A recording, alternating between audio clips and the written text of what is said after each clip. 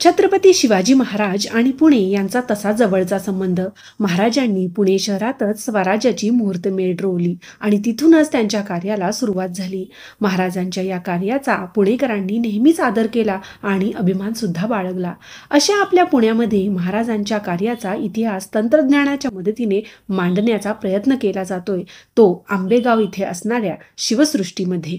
पद्मविभूषण शिवशाहीर बाबासाहेब पुरंदरे यांचं स्वप्न अतिशय दिमागदार स्वरूपात आपल्याला पाहायला मिळतं. 21 एकरच्या या परिसरात महाराजांचा इतिहास मांडला जातोय. स्वराज्य स्थापनेचा प्रवास, महाराजांच्या आग्र्याहून सुटकेचा प्रसंग डोळ्यासमोर जसाच्या तसा उभा राहतो.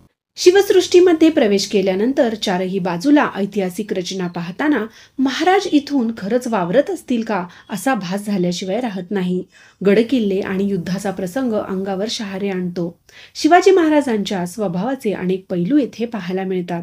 सर्वसामान्य जनतेसोबत माझा राजा किती प्रेमाने वागायचा, आपल्या मराठी भाषेसाठी महाराजांनी केलेले कार्य, आधुनिक तंत्रज्ञानाच्या मदतीने 3D शोद्वारे महाराजांचे कार्य पाहताना इतिहास आपल्या समोर घडतोय की काय असं वाटतं.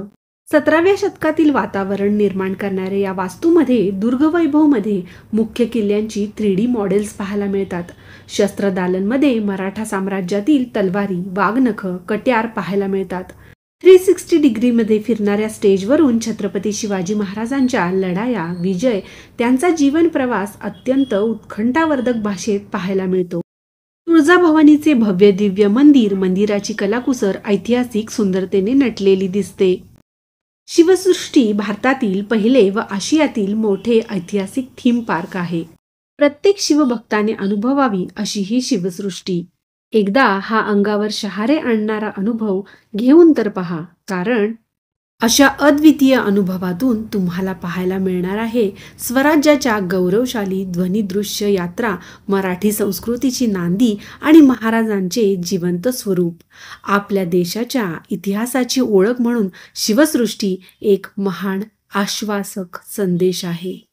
प्राणपणाने लढून राजा तूच जिंकले किल्ले, दुश्मनांचे सदा परतून तूच लावले हल्ले, धर्मरक्षणा तूच घेतला जन्म जिजाऊ पोटी, हे शिवराय प्रणाम तुझला कोटी कोटी.